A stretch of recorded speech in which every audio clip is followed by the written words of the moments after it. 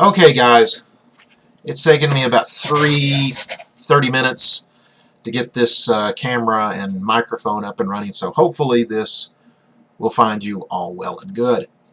Now I know why some YouTubers succeed and some fail, because some are naturally gifted and better at it than I'll ever be, and some of them can suffer through the technology, which I just wanted to punch this stupid camera. But getting back to what we were going to talk about here is, when we ended class, we talked about the Third World. And the Third World, of course, becomes the main battleground for the Cold War. These newly independent countries, as we spoke about in class, have very little experience in self-rule, most of which, or many of which, had never been modern nation states. And the best case of this is just to look at Africa. These African states had been created as colonies.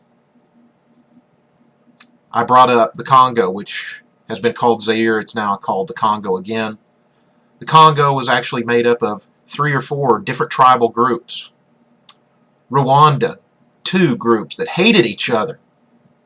Nigeria, 2 groups that today do not get along, and violence often erupts between the 2 of them, mainly violence coming from the north onto the Igbo people in the south. What I'm getting at, guys, is that when the Europeans decolonized Asia and Africa, they did not, except in the case of countries like India, South Africa to some extent. And I say that not meaning that apartheid was good, but at least there was a system in South Africa so that the state functioned. But most of these states were left with very, very little. They had no experience in ruling themselves, and colonialism only exacerbated pre-existing hostilities within these new countries. So colonialism didn't cause the problems of Africa. It just added to them. Many of the new leaders of these African states, these Asian states, these third world countries, look to one, or even sometimes both, of the superpowers for aid. Here in the United States, presidents starting with Dwight D. Eisenhower in the 1950s started to send money, advisors, military hardware to these emerging countries as a way to bring them into the orbit and under the influence of the United States. The reason why this was done was cited as the domino theory. It's a good analogy for the mentality of American leaders during the Cold War. Americans viewed any loss within the Cold War as opening the doorway for future losses. That if a country fell to communism, the countries around that particular country would be susceptible to falling to communism themselves. Just like if you knock over one domino and they're lined up, they knock over the next domino. It is this desire to keep the enemy from winning that helps us understand 2 things. First, what we were talking about in class, which was why Americans or American officials and Soviet officials to some degree would go and fight in parts of the world that really they had no strategic interest in. That it didn't matter if something happened, if a country went communist, or a government changed, I should say, in Africa or Asia, but in the scope of the global Cold War, it mattered greatly. Another reason why Americans and the Soviets fought anywhere and everywhere was the battlefield, because they couldn't fight themselves. You've got to remember that after 1949, the Soviets had the bomb, and increasingly in the 1950s, the United States and the Soviets had the ability to deliver those bombs onto their respective enemy soil. By the early 1960s, it was no longer four-engine bombers that were the main delivery vehicle. It was ICBMs, intercontinental ballistic missiles. These could be launched from the Soviet Union or the United States, and within 45 minutes, their warheads could be falling to earth and exploding over either Soviet or American cities. This is why during the Cold War we don't see the two superpowers fighting each other, even though they come very, very close several times. But they fund client states to do the fighting for them. It's fighting their enemies indirectly, by proxy. Because when they face each other, the two superpowers agree that the best way to avoid war is to have enough weapons to basically turn the entire world into a charcoal briquette. This is known as mutually assured destruction, or MAD. This is not a treaty. This is not something you'll find a signature to. But this is how politics really works. It's a common understanding between the officials in Moscow and in Washington. That by the 1970s, this is something that presidents and Soviet premiers agree upon. And what is MAD? Well, MAD is simply building so many nuclear weapons and having them in a constant state of readiness to be delivered. Basically, your finger on the trigger at all times. That no one would risk starting that war. Because even if your first strike was able to take out hundreds of silos, take out many bomber bases, that the enemy would have such a reserve that their counterstrike would be so devastating to destroy you as well. It's analogous to two people standing face to face, pointing guns at each other's heads with their fingers on the triggers. And as long as they don't see the other guy pulling the trigger, they won't pull theirs. This, of course, means that they have to avoid direct conflict. And this is what justifies the proxy wars that they get involved with. And we see it all over the world. I'm going to show you three regions that we see these proxy wars. One is right in our backyard, Cuba. Cuba, of course, today is one of the last truly communist countries in the world, still embracing the old school communism of Stalin, for example, Lenin. Now, Cuba was not always a communist country. Before 1959, it was a client of the United States. It was ruled by a military dictator by the name of Federico Batista. And the reason why the United States supported Batista is for two reasons. First, he was an anti-communist. The second, he had made good friends in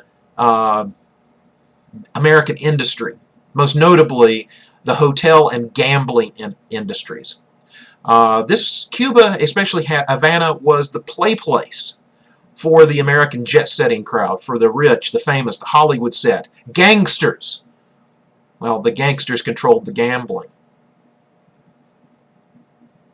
In 1959, the Cubans, or not the Cubans, the communists in Cuba, seized control. The communists led by Fidel Castro. Batista, of course, fled with basically a big sack of money. And Cuba, of course, becomes a communist country. Now, this is a major blow to the Americans, to us, in this global Cold War, having one of our closest allies right in our backyard, right, 90 miles off of Florida, turning communist. This is why in 1961, let's see if I've got the actual date down here. Yeah, in April of 1961, the new U.S. president that had just taken office, you might know his name, John F. Kennedy. So JFK allows the CIA to stage a landing that they had already been planning during the Eisenhower years. The hope was that this landing, made up of Cuban expatriates landing on Cuban soil, would generate a spontaneous grassroots rebellion against Castro. The problem is Castro, this early in the revolution, was still incredibly popular with the Cuban people. No grassroots rebellion formed, and most of the Cuban expatriates, these Bay of Pigs, that's where they landed, these invaders, if you will, were surrounded, killed, or forced to surrender.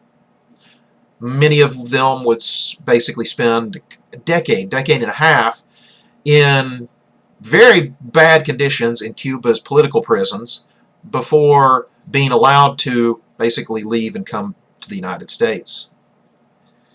Due to the failure of the Bay of Pigs, the United States, of course, looked for other options. The CIA came up with, interesting ways to kill Castro, like poisoning his cigar or putting something in his hair gel to make his hair fall out so that he would lose his machismo. For Castro, the Bay of Pigs invasion, even though it failed, proved that the United States could militarily take Cuba anytime it wanted.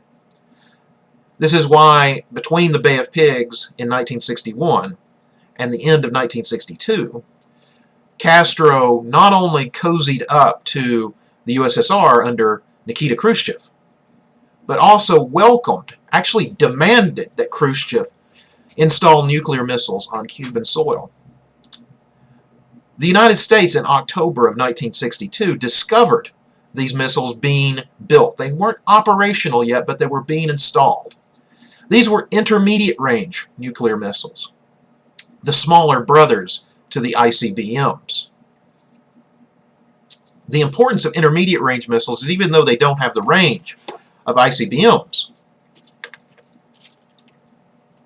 they can reach American cities a lot quicker. An ICBM launched from the Soviet Union would hit American cities within 45 minutes.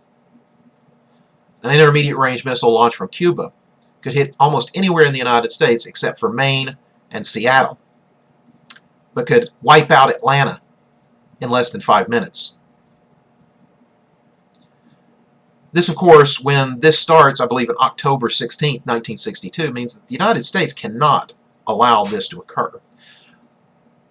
If those missiles went operational, the Soviet Union could literally blackmail us with nuclear destruction from that point on. But the United States had a problem. JFK had a problem. What to do? Invade Cuba? Bomb it?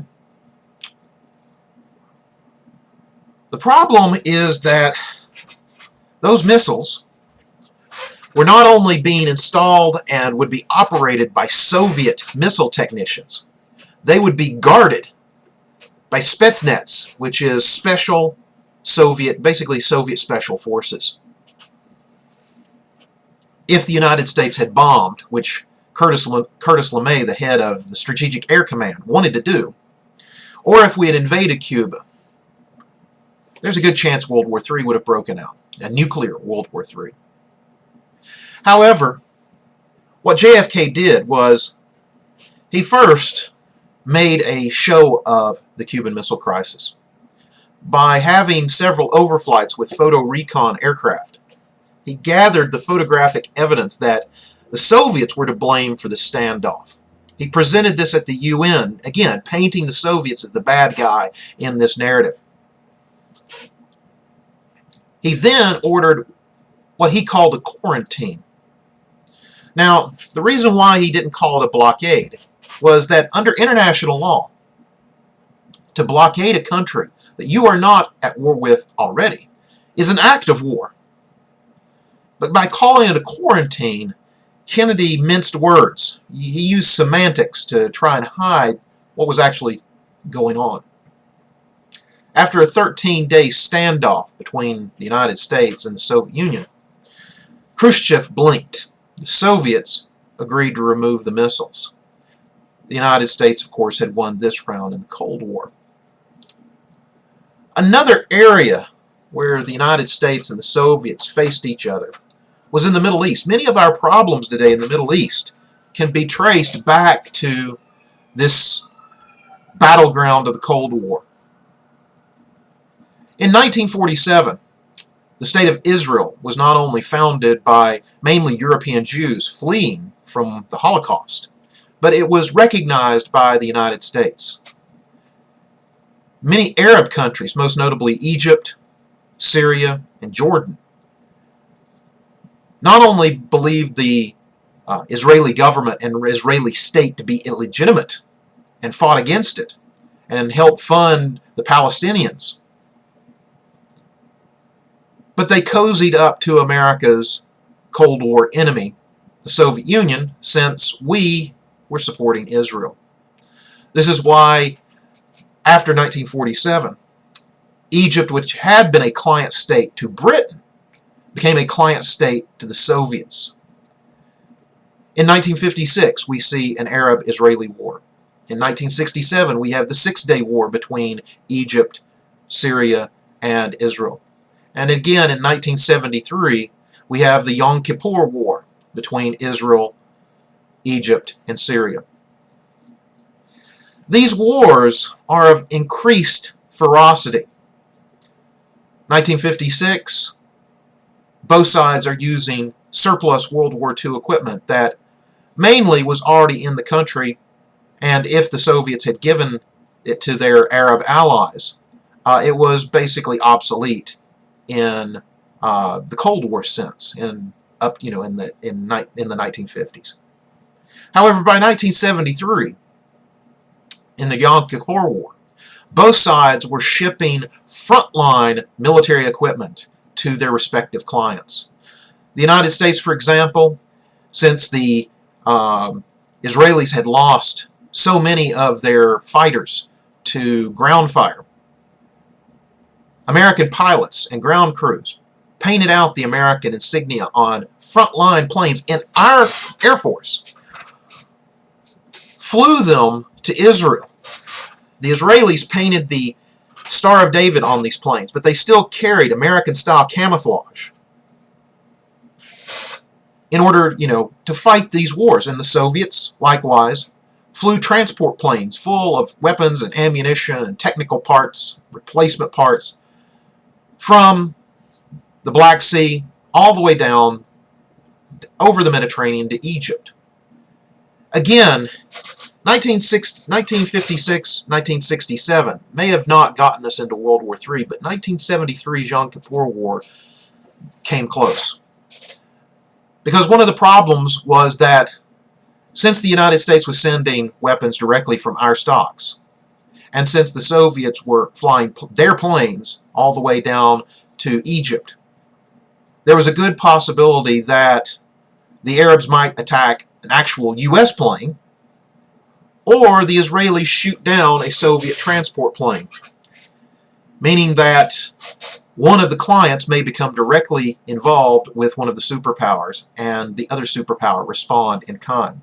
It's actually Washington and Moscow that forced a resolution upon the two sides in order to avoid a conflict between the two of themselves. And then we have Asia. As I mentioned in class, communist insurgency sprung up in places like Malaya, the Dutch East Indies. But for our discussion, a good indication of these proxy wars is Vietnam. In 1954, the French, after losing at the Battle of Dien Bien Phu, are forced to accept the agreement that was negotiated in Geneva of that year. It divided the country four ways: Laos, Cambodia, a communist North Vietnam, and a non-communist South Vietnam. The original Geneva Agreement said that within 10 years of the agreement, the two Vietnams would be brought together through a general election. The problem is in North Vietnam, Ho Chi Minh, the leader of the North Vietnamese government, was both popular in some ways and feared in many others. So he was not going to lose an election in North Vietnam. The leader of South Vietnam in Saigon was a fellow, if you can see his name right down here, Nguyen Dinh Zim. It's got spelled with a D, but it has sort of a Z sound in Vietnamese. Diem becomes president of South Vietnam after the Geneva Agreement. Now, from 1956 to 1960, there was increasing communist guerrilla activity in South Vietnam. This is for several reasons. First, it's being funded by North Vietnam. But the government of Diem is not very popular. See, Diem is a Catholic. He is one of a minority within Vietnam. Remember, France held Vietnam as a colony, and you had converts to their faith. Diem actually gave preference to Catholics under the law, and many of the people who served in his government, well, if you were close to the family and being of the same religion was a good idea, if you were close to the Diem family, you got promoted. This corruption would come back to haunt the United States because it also meant that the Diem government meant that its military, high-ranking officials were there because not of their ability, but because of their connections with Diem. In 1960, the Viet Cong, which is the overarching institution that comes to control the guerrillas in South Vietnam, is formed officially, and it is communist and supported by North Vietnam. But still, the United States is not directly involved in Vietnam. In the late 1950s up until 1963, the United States will send military weapons, money, and increasingly special forces advisors. These guys are there to train and get the South Vietnamese military up and running and ready. But increasingly, these advisors come to actually boss, to command South Vietnamese troops because many of the South Vietnamese high-ranking officers are so incompetent. And then in 1964, in August of that year, August 2nd and August 4th, 2 U.S. destroyers are attacked, supposedly, by North Vietnamese torpedo boats, gunships. On August 2nd, 1964, the USS Maddox is attacked by what appears to be North Vietnamese patrol boats. 2 days later, the Maddox, joined by the USS Turner Joy, is supposedly attacked again. The problem is both of these attacks happen at night, and the Gulf of Tonkin, which we go back here, the Gulf of Tonkin is right there where you see my mouse. The Gulf of Tonkin is really stormy. We now know that the August 4th attack probably did not occur, that instead both of these ships were chasing wave caps with their radar gear, and that if torpedo boats were present on the August 2nd attack, they were there mainly to either watch, or if they did take shots at the Maddox, none of them struck the ship.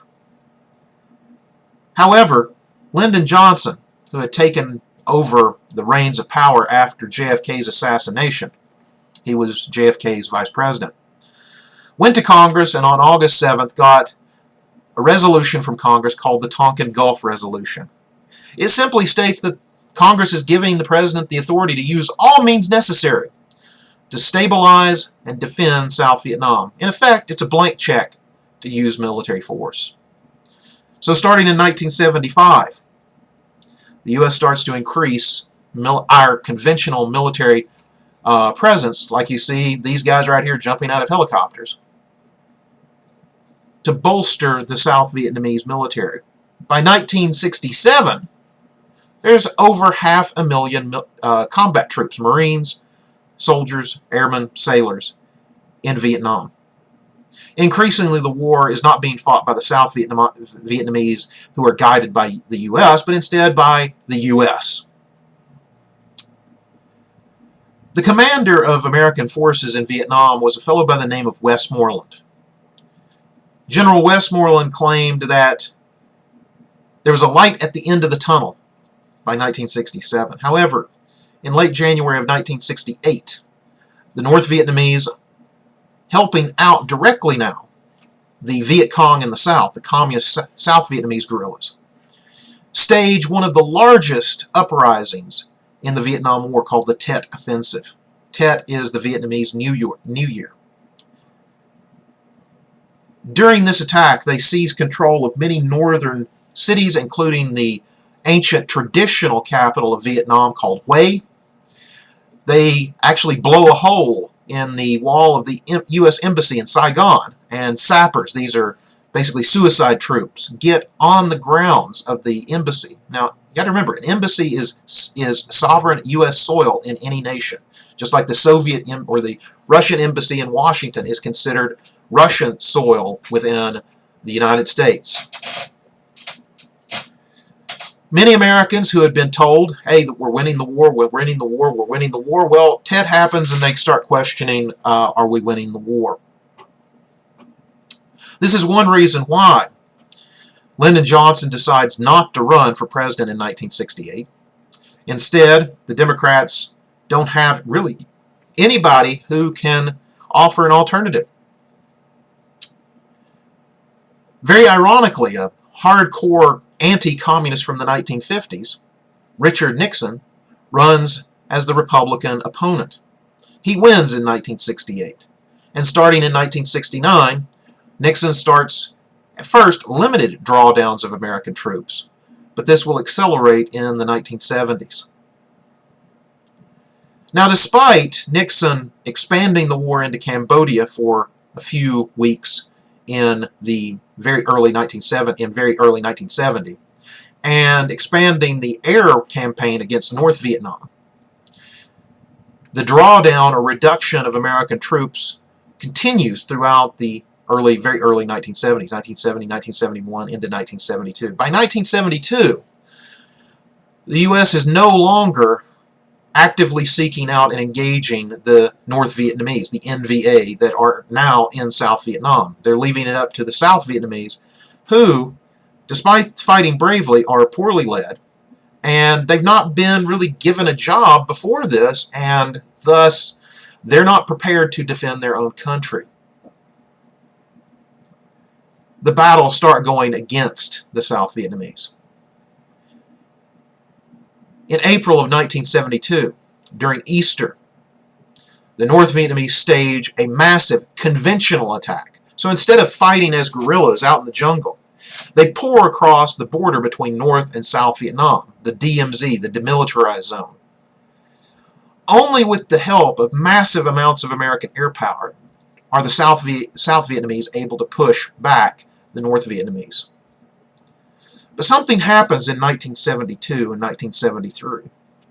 Nixon, who had guaranteed the South Vietnamese leadership that any time that they needed it, the United States would not send troops, but instead would just bomb the crap out of North Vietnam, use our massive air power to stymie and stop any invasion. Well, he becomes caught up in a domestic political scandal called Watergate. Watergate, of course, as we will talk about here in a minute, well, let's go ahead and talk about it. Watergate is very important for the Cold War, but also domestic politics. Let me go forward with this slide. Watergate happens in 1972 because in June of that year, people associated with the Nixon White House are caught breaking into the Watergate Hotel, whereupon the Democratic National Committee had their headquarters. This, of course, in 1972 is a presidential election year.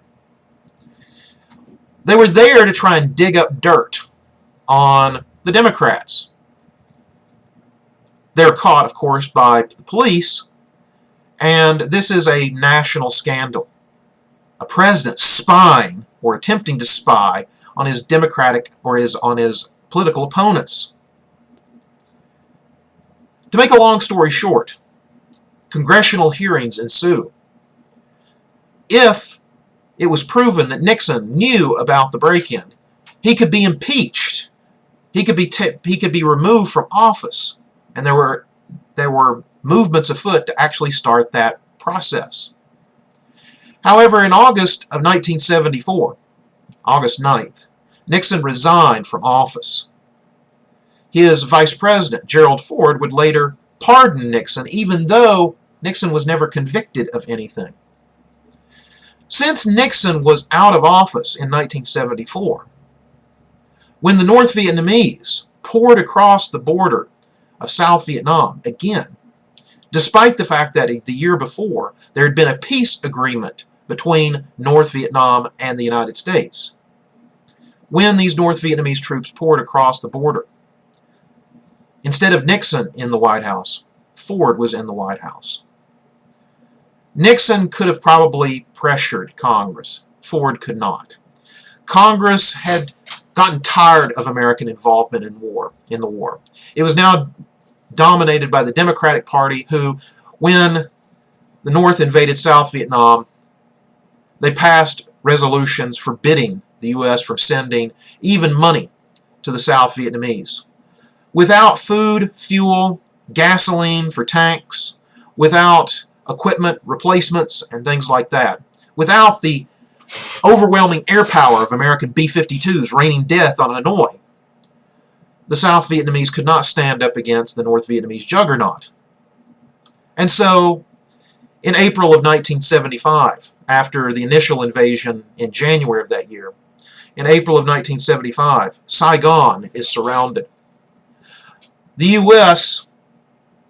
sends the U.S. 7th Fleet, and helicopters, naval and marine helicopters, fly to the U.S. Embassy to evacuate American personnel from South Vietnam. As they do, they try and rescue as many South Vietnamese, especially those that worked for the South Vietnamese government and worked for the United States, for example, as they could. But sadly, it was too much for too little resources. Many South Vietnamese, especially those in the military, fly their own aircraft out to the 7th Fleet, and if they cannot find a space on the more increasingly crowded ships, they ditch their helicopters in the sea and swim to be rescued later on. Almost pathetically, America flees from South Vietnam with helicopters landing in the embassy courtyard and on the roof. The last helicopter leaving when there are still Vietnamese who had worked for the embassy, worked for the United States, seeking asylum because they knew that they faced imprisonment, torture, or even death by the hands of the North Vietnamese. Still standing, those guys, men and women, still standing down in the courtyard waiting for the next helicopter, a helicopter that would never come. Now, the end in Vietnam meant that the post-Vietnam era here in the United States was, well, let's just say it was like a hangover, and we'll talk about that here in a second. But let's talk about the Cold War culture.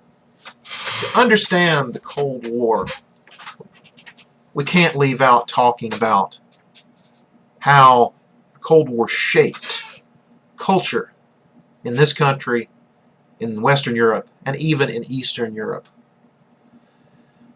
Americans who returned from World War II in the late 40s and tried to have a life in that period in the 1950s many times embraced a culture that we look back on today as being very conformist, very restricting. It's best seen in the TV show, in my opinion, by the TV show Leave It to Beaver. This is why I call it the Cleavers versus the Beatniks and the Hippies. The Cleaver family was the ideal of the 1950s. Ward Cleaver, the father, had a nice job, wore a suit to work every day, 9 to 5, brought home the bacon. Plenty of money so that June, the wife, didn't have to work. June instead took care of Wally and the Beeve, and also volunteered and maybe held down a part-time job. The problem is that while many Americans bought into this culture, my grandparents bought into this culture, others didn't. For example, Betty Friedan, who wrote a very important and influential book called The Feminine Mystique, wrote this book to tell about the trials and tribulations of upper middle class women, women who wanted to stay single, women who wanted to have a job but were restricted by this culture that said, hey, women need to stay at home. That's your place. And the feminine mystique sort of gave voice to women who said, we want to be out in the workforce. We want a career, we want a job, we want independent income. This, of course, is one reason why you have the women's movement of the 1960s.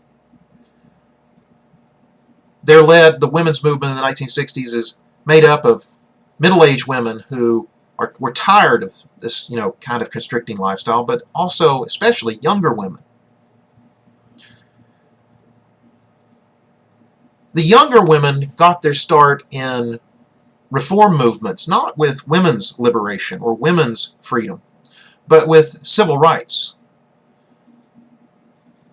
The late 1950s and early 1960s were a time period in this country, but also in other parts of the West, whereupon racial minorities argued that they were being oppressed, pointed out the discrepancies and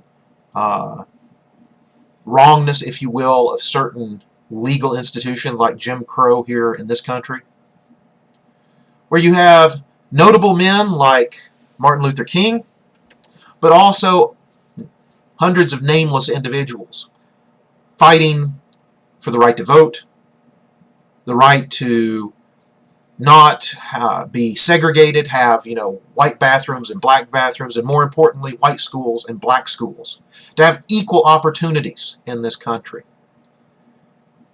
During this time period, you had a lot of young people involved, like in SNCC, which is the Student Nonviolent Coordinating Committee, which got its start coordinating voter drives in the South. Later on, SNCC would become part of the anti-war counterculture movement of the 1960s. One reason why the women's movement was born out of the civil rights movement was that many women would work in these civil rights organizations, but they themselves would say, we don't need your advice, honey. We want you to get the coffee. This is one of the things that many of the founders of the women's rights movement point to, is that they were treated as second-class protesters. And many of them would leave the established civil rights organizations to establish groups like NOW, or the National Organization for Women. Organizations explicitly dedicated for the role of women in, of course, this revolutionary period. You also had socialist reformers in the West, even in this country.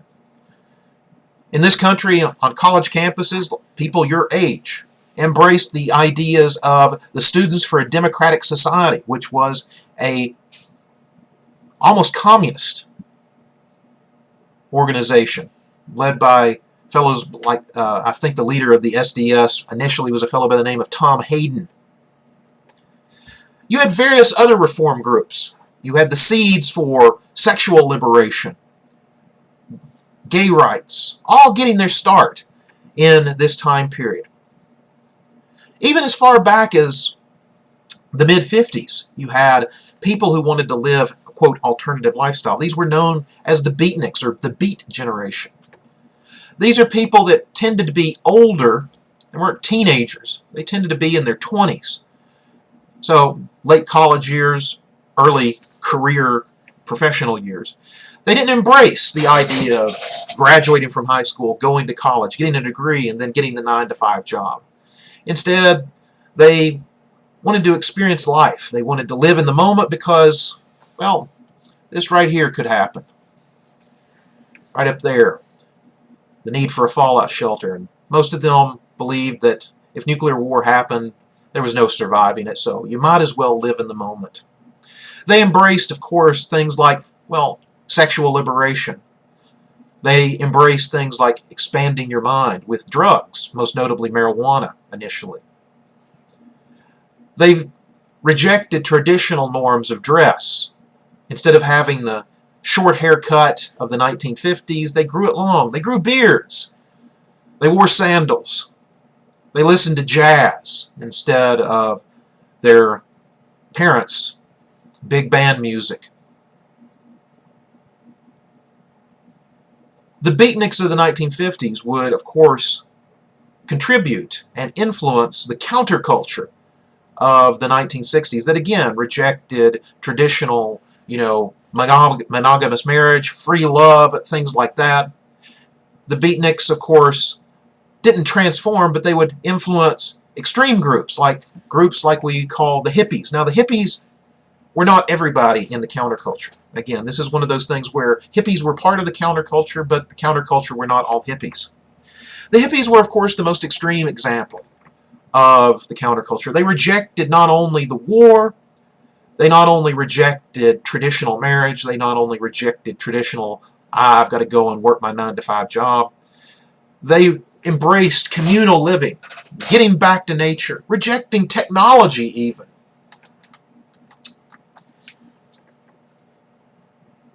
Now what, of course, welded all of these different groups together? That was the Cold War. And in the 1960s, the one reason why all of these groups came together to, again, protest here in the West, protest here in America. You had similar groups in Britain, like, for example, you had the Mods, M-O-D. You had the anti-war, anti-nuclear movement in Europe, places like France and even West Germany. What welded these people together, especially in this country? Well, it was the Vietnam War. Because the Vietnam War directly affected people in this age bracket of 18 to 22 years old. It was their parents' war, but a war that they were expected to be drafted into and fight. And so, this is one reason why the 1960s becomes a decade of radical change and social upheaval, is because the war acts as a fuel to the fire of reform and even social and cultural revolution. And it's not limited to the West. In Eastern Europe, you also have attempts at reform. In the late 1950s, you have two examples. In Poland, the Polish government tried to reform itself and basically had to ask permission from the Soviet Union. They are allowed limited reform. Taking a cue from the Poles, the government of Hungary attempts to lessen or to reform its version of communism and even promises to have open elections. The problem is Soviets in Moscow recognize that with free elections there is the possibility that the Communist Party could lose and Hungary again be a non-communist country.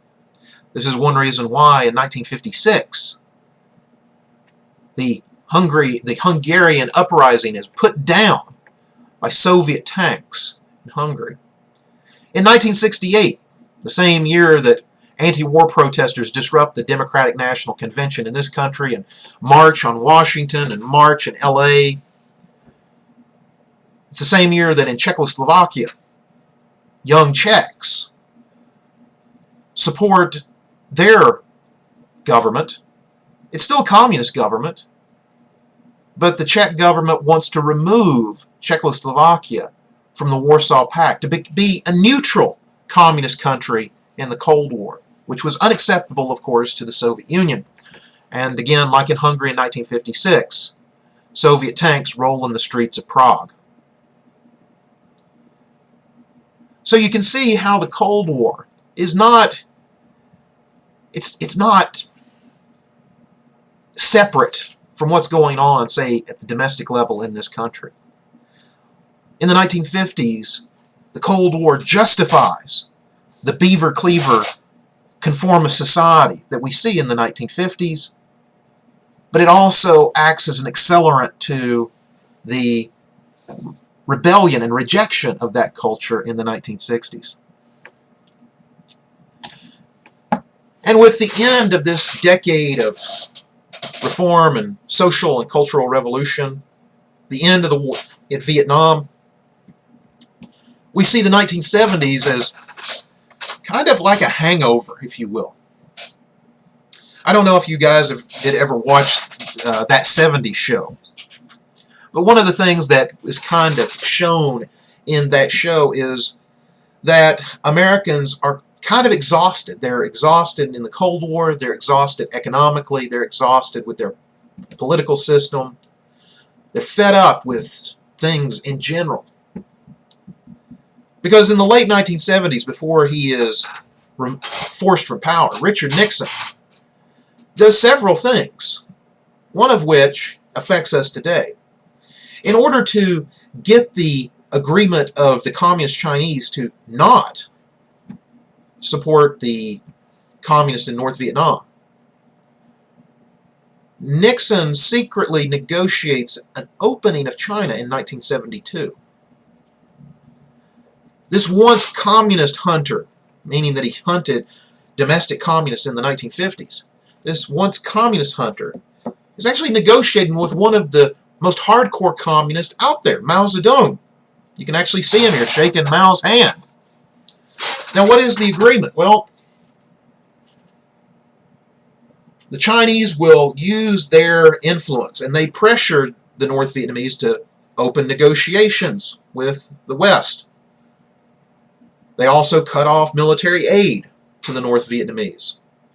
In exchange, the United States in 1972 would recognize the Communist Chinese as the legitimate government of China. Up until that time, the U.S. recognized Taiwan as the legitimate government of China. Now, because again of Watergate and a recession that hit the West starting in the very late 1960s, actually in 1969.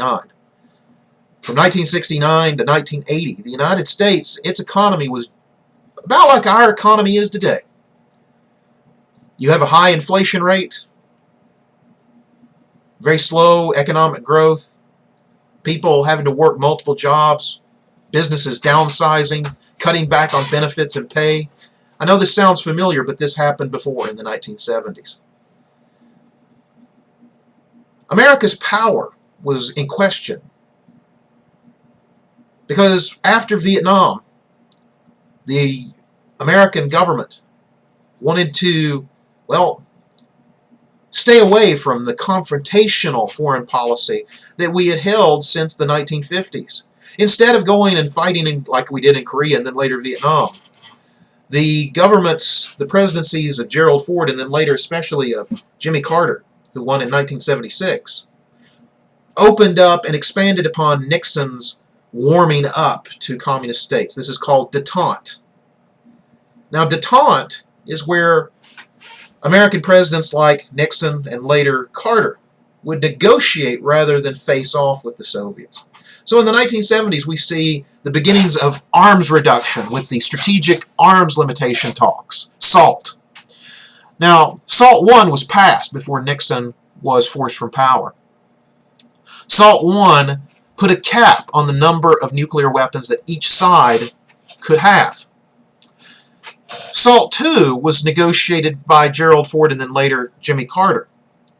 SALT II would have reduced the number of nuclear weapons and their delivery systems. However, SALT II failed to pass because in 1979, the Soviets at least proved to many Americans that you could not cooperate and negotiate with them. Because in 1979, they invaded Afghanistan. Let's see here. I think that happened December. Whoops, wrong way.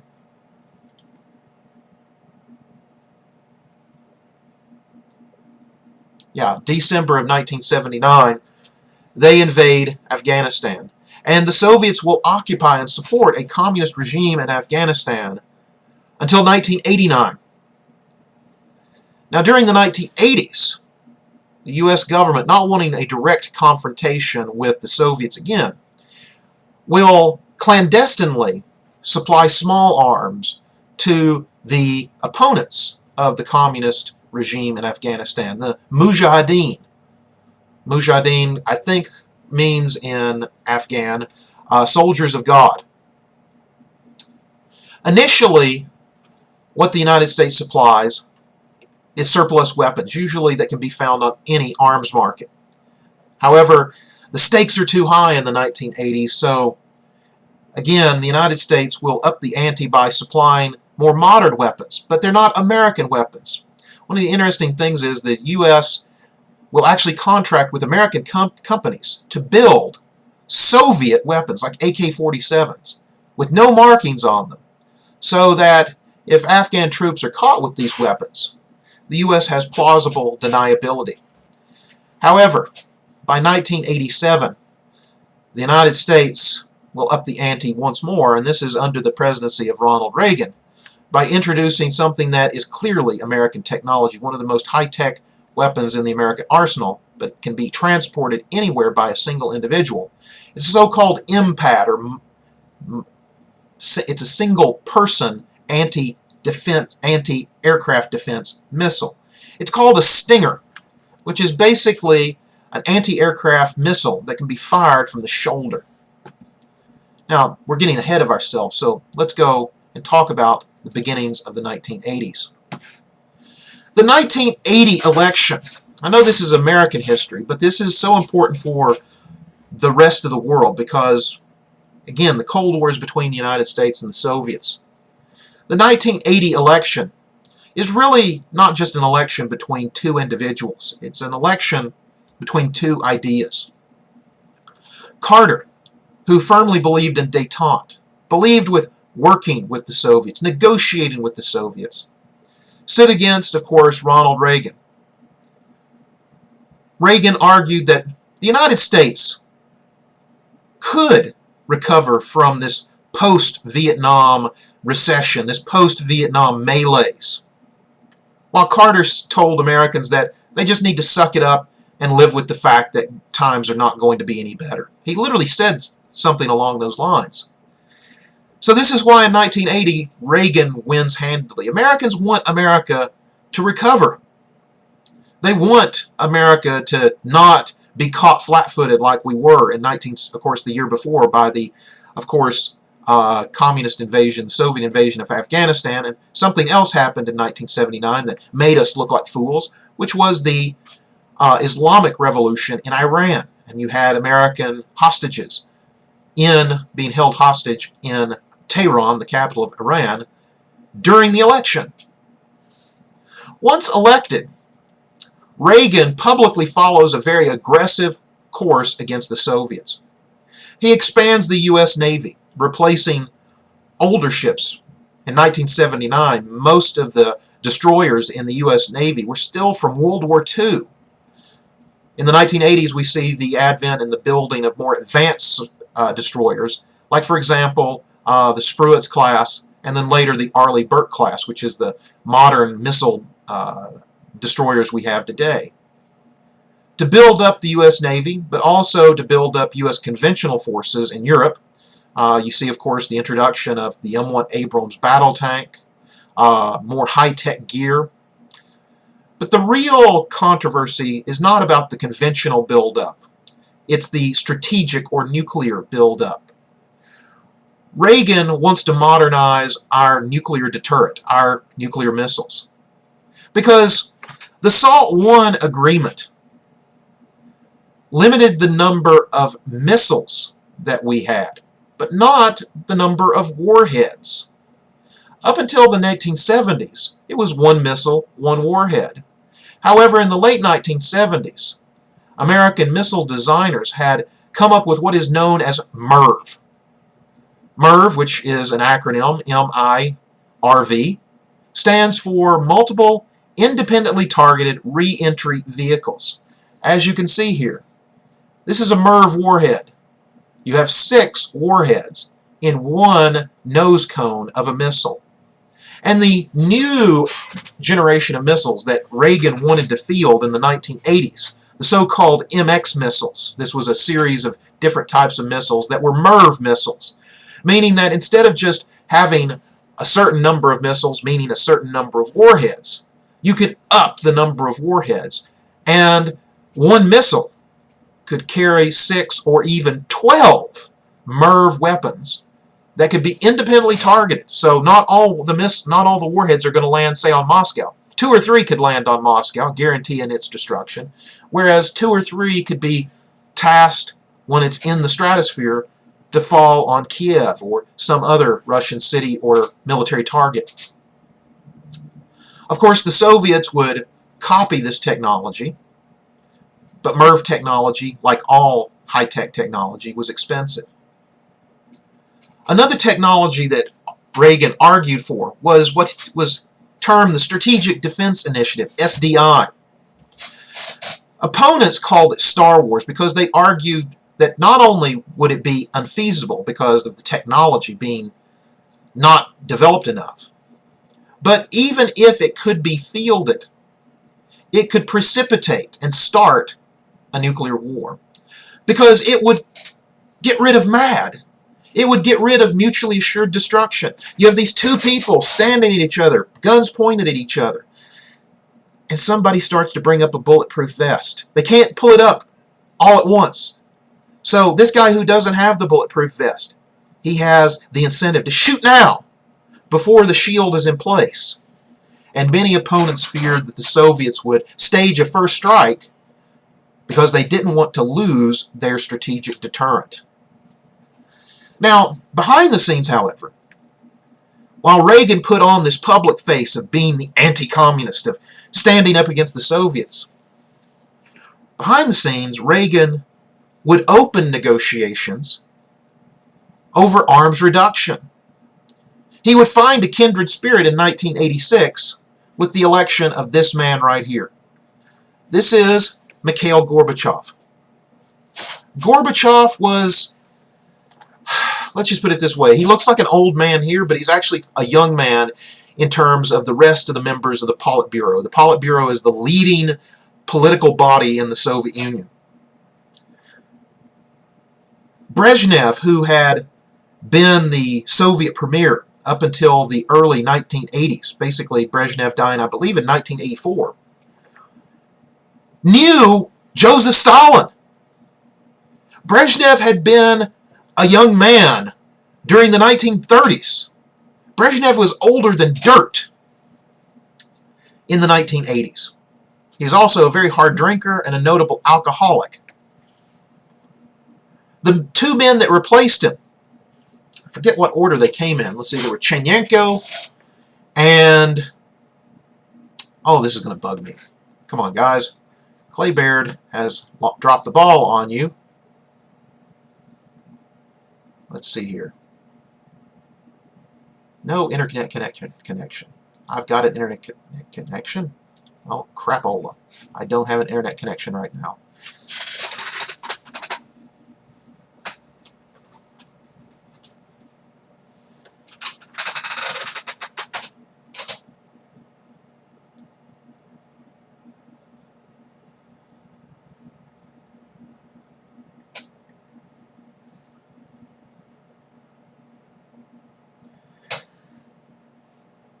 Yuri Andropov and Konstantin Chernenko. Both of these individuals were in their 70s and 80s when they assumed the reins of power, one right after the other. Both of them not even making it a year before they dropped dead. Gorbachev was the first Soviet leader that didn't know Joseph Stalin. He had been born during World War II, but he wasn't of the first generation of communists. He wasn't a Stalinist. So while he was a firm believer in communism, make no bones about it, Mikhail Gorbachev to this day believes communism could be perfected. He did not believe in the hard-handed communism that had been practiced up to that time period. He wanted to reform communism, not do away with it. Starting in 1987 and 1988, he introduced two reform policies, Glasnost and Perestroika. Perestroika was the one that Gorbachev believed to be the most important. Perestroika was a policy whereupon the state would maintain control of major industries and factories, but private citizens could have their own shops, their own businesses. He wanted to introduce a little bit of free market into a communist system. And in order to make this work better, Perestroika had a companion policy known as Glasnost. Now, glasnost in Russian literally means openness. Under glasnost, Soviet citizens were more open to speak their mind and, of course, receive information.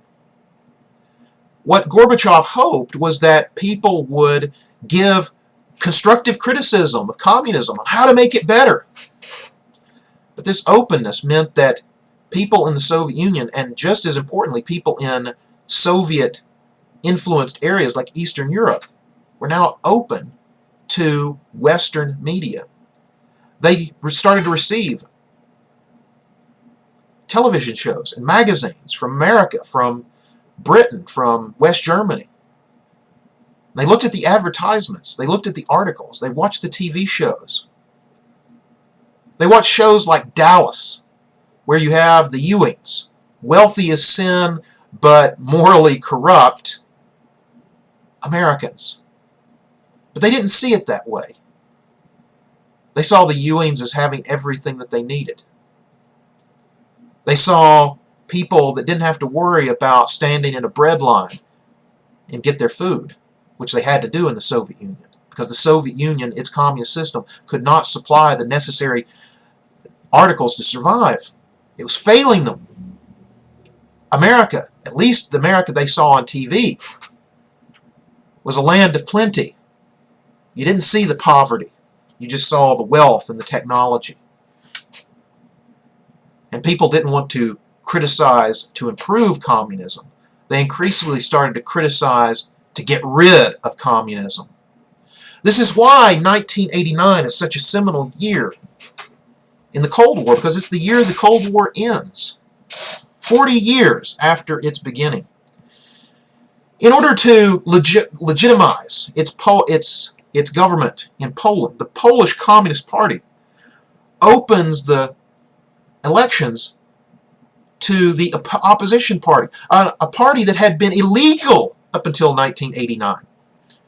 And so during this election on June 4th, 1989, the communists who believed that Solidarity, this opposition party, would win a few seats, they lost it all.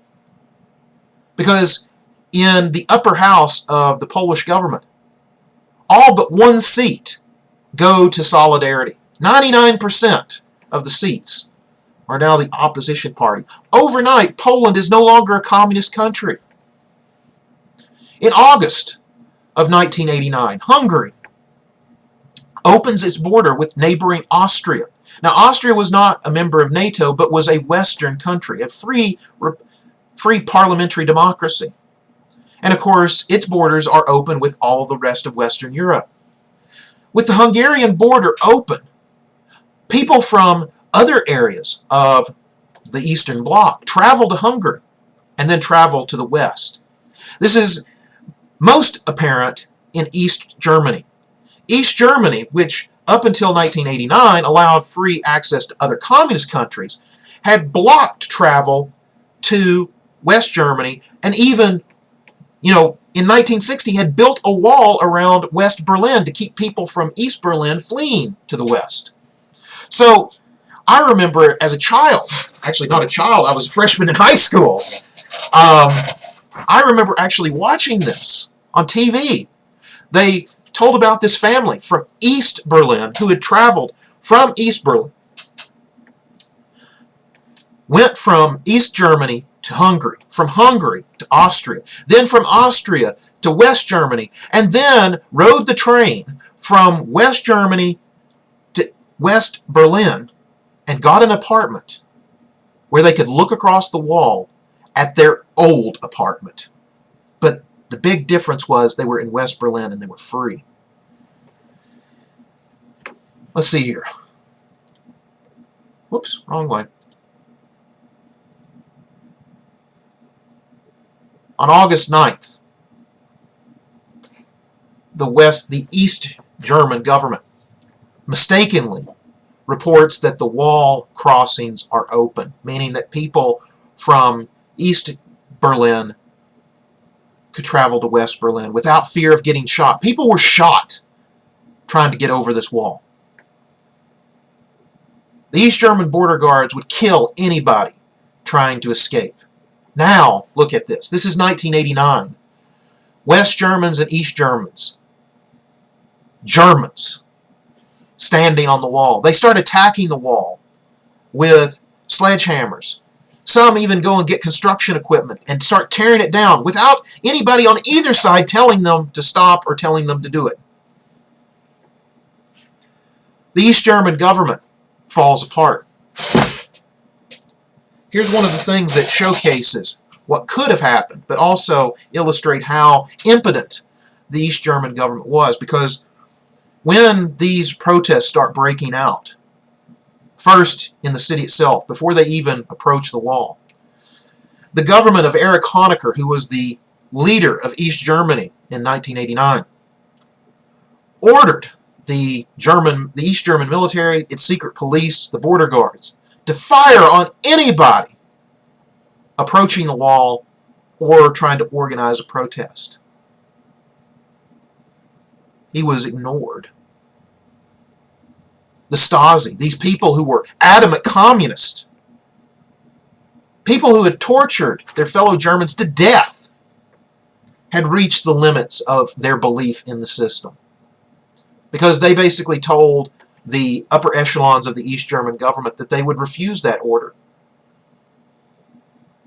Many soldiers of the East German government, East German soldiers, would join their fellow citizens on the wall. They just ditch their equipment and join them at the wall.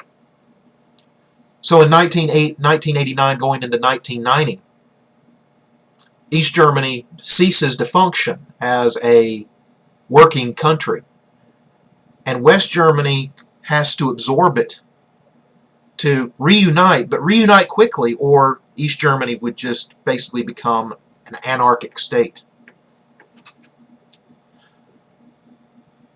In December of 1989, after Poland, Czechoslovakia, East Germany, all of these countries peacefully turn away from communism, all but Romania. The end of the Cold War occurs the first week of December.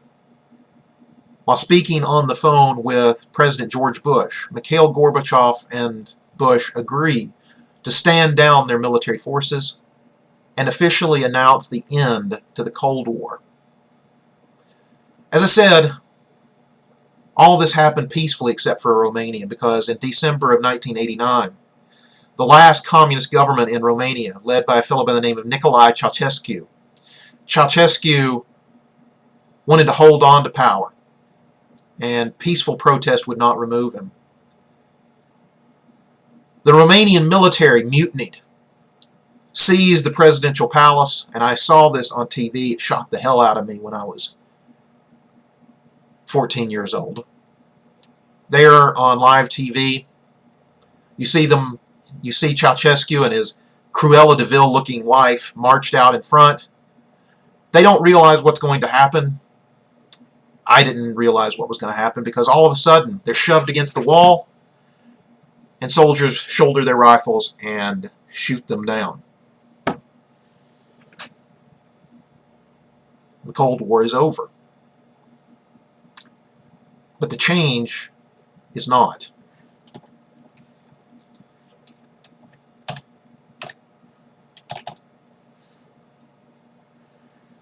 I'm just going to talk about this right here, because we really can't end our story without talking about the collapse of the Soviet Union. Glasnost and Perestroika not only brought an end to communism in Eastern Europe, but it would also bring down this state right here. This is the Soviet Union. And as the name suggests, the Soviet Union was made up of constituent Soviet republics. Beginning in 1988, but picking up speed in 1989, 1990, the republics here in the Balkans, Lithuania, Latvia, and Estonia declared their independence, breaking away, seceding from the Soviet Union. Down here, Georgia, not our Georgia, their Georgia. The Stans, Kazakhstan, Uzbekistan, start movements to break away from, again, the Soviet Union.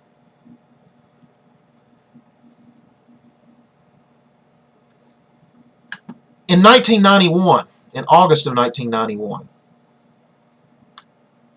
hardline communists placed Mikhail Gorbachev under house arrest as he vacationed on the Black Sea. They claimed that he had sold communism out. They called out the army to reestablish the power of the Soviet Union. I remember watching this on TV, and it scared the crap out of me. But what is very interesting is after the first few days where the army was loyal to the hardliners, the army, made up of people from Lithuania and Latvia, Ukraine, they weren't all Russians.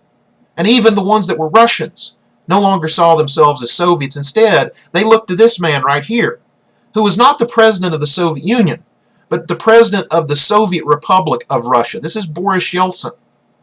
And Boris Yeltsin famously climbed up on a tank, a Soviet tank, and declared the independence of Russia.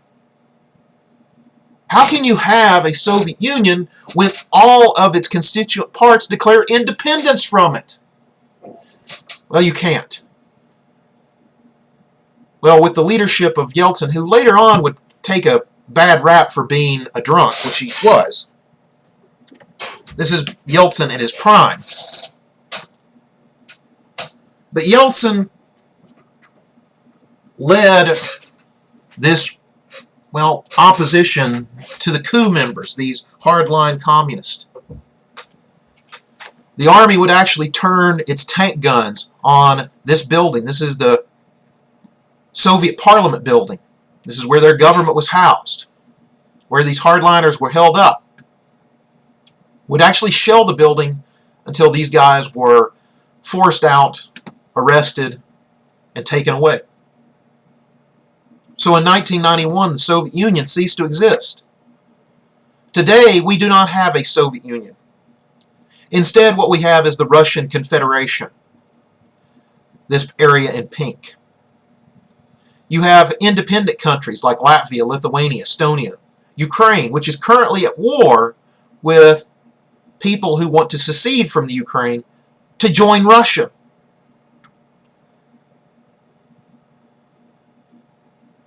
Vladimir Putin is the president of the Russian Confederation here. Some of these countries are that Russia is on friendly terms with, like this one right here, number 6, is Kazakhstan. However, down here, Armenia and Georgia, not on the best of terms with Russia. Ukraine, well, really not on the best of terms with Russia. Latvia, Lithuania, and Estonia have asked for NATO membership so that they, well, will be protected from Russia.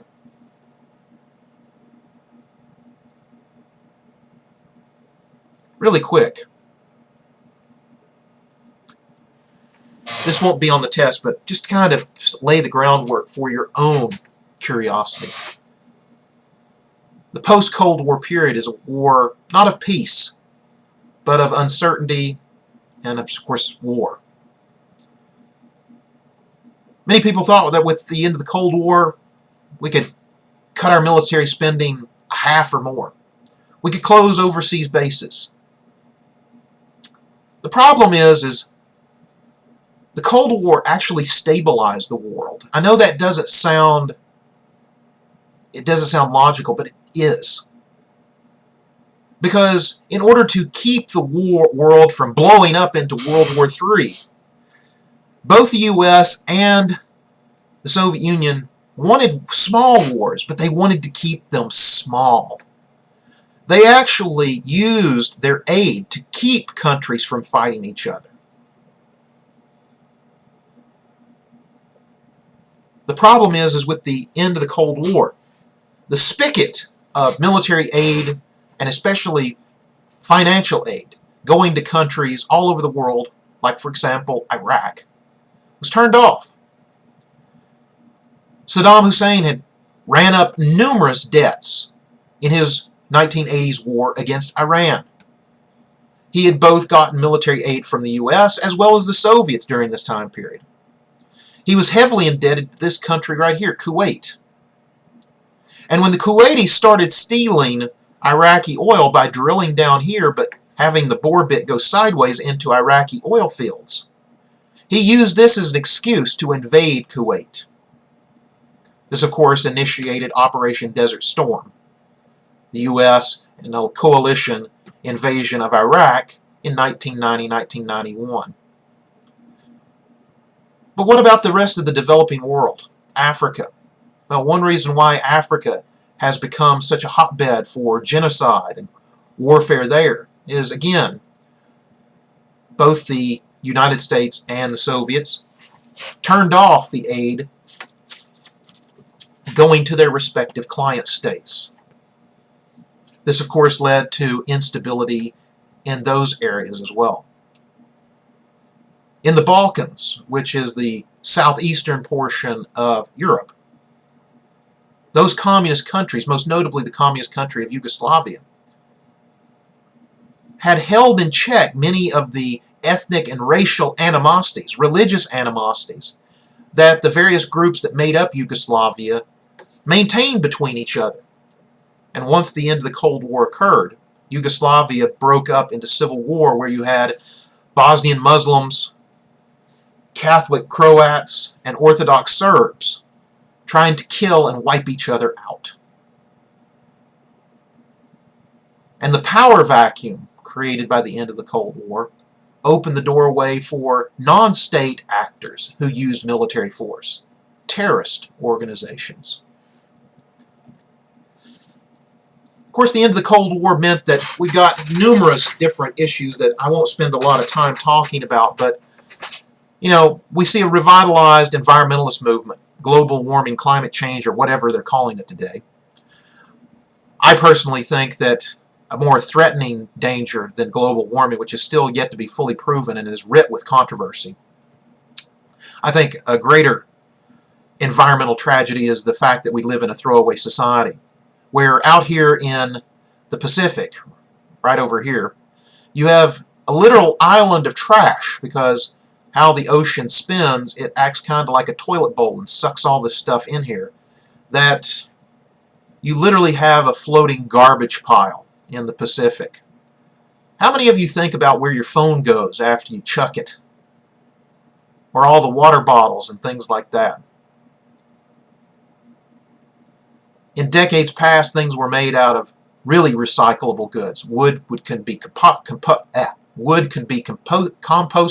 metals can be melted down, glass can be basically ground back up into sand. But plastics, despite all the claims, plastics are not 100% recyclable. We also, of course, see new issues such as AIDS and international hunger. This map right here at the top shows the percentage of people living within the country who have AIDS. The United States, relatively low. About 1% of the population has AIDS. Actually, I take that back. About half to 1% has AIDS. Whereas in some African countries down here, you have over 1/3 of the population having AIDS. We also see the 1980s bring up new issues about communication. The internet, something that most of you guys probably really can't remember not having if you were born, in the 1990s. Most of you probably were. I can remember when the internet came to town. It was 1995, and the internet was basically all text. These weird little blue, sentences that you clicked on and took you to more sentences before the advent of pictures and especially streaming video. There was no such thing as YouTube back in 1995. But the thing is the internet opened so many possibilities, but also introduced us to many problems. Supposedly, Al Gore here invented the internet. That's incorrect. The people that made the internet were not politicians. They weren't scientists. They weren't technologies.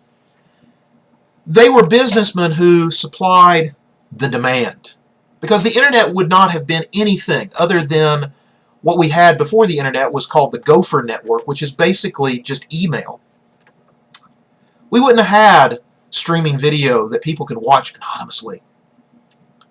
We wouldn't have high-quality pictures, if not for one major industry. And I know this is controversial, but there is the facts to back it up. It is not Al Gore.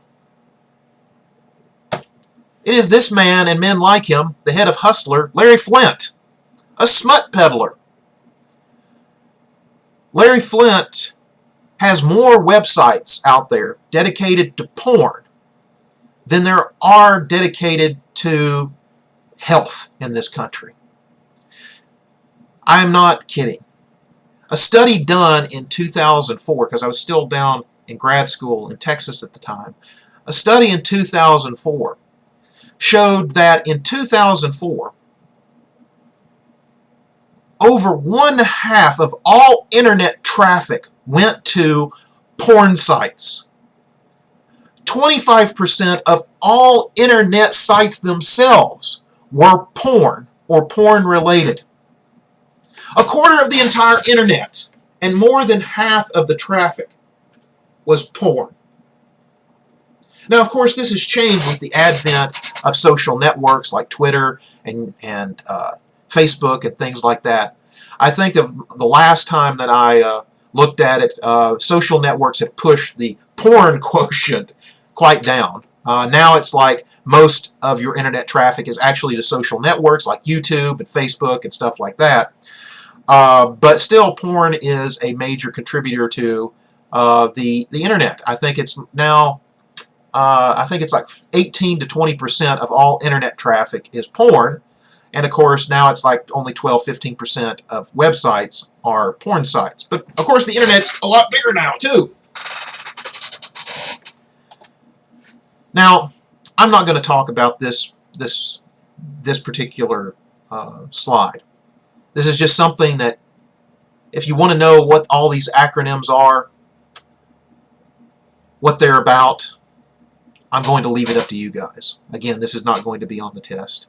Hopefully this class has spurred you to want to know more so that you don't have to rely upon people like me who sit here and yammer on at you on a YouTube video, that instead you look up your own YouTube videos, that you delve into a book, that you delve into a website and learn about what NAFTA and GATT are, what is the expanding role of the United Nations, what in the hell is Agenda 21, why is China on the rise. It's not just because the Chinese have a lot of people. There are policies and trade agreements that have helped contribute to China's rise as basically the giant factory of the world.